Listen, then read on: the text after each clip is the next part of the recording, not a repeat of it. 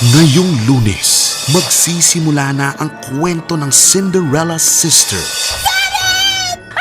Huwag ko iwan! Di ba sabi niyo wala kang mahihita sa taong yon? Papalit-palit ako ng lalaki para mabuhay. Para kanino ba itong ginagawa ko? Alam niyo bang parang impyerno ang buhay ko sa bahay na yon? Si Zaren, mababago ang buhay niya sa pagpasok ng kanyang bagong ama at kapatid. Ate, hello! Hindi ko na kailangan habol-habulin ng mga walang kwentang lalaki. Ito na huli. Wala nang kasunod to. Si Brianna, Tingnan niyo, sa wakas meron na akong mama ngayon at saka ate. Natutuwa ako dahil ang ganda niya.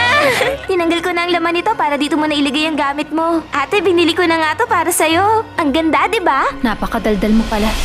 paano kung sa lahat ng bagay kailangan niyang makihati sa kanya? Tahan na yan, tama na. Huwag na umiyak ang baby ko. Sa pamilya, Brianna, ayos ka lang ba? May masakit ba sa'yo? Ano? Taka!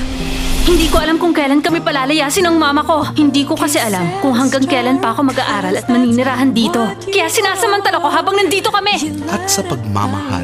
Basta, Timothy, akin ka lang ah. Kaya hindi ka pwede magpakasal sa iba, okay? Ate! Halika na! Ate! Hayaan mo siya, tayo na lang. Bakit? Gusto kong umalis kasama si ate. Hindi mo siya mapipilit kung ayaw niya.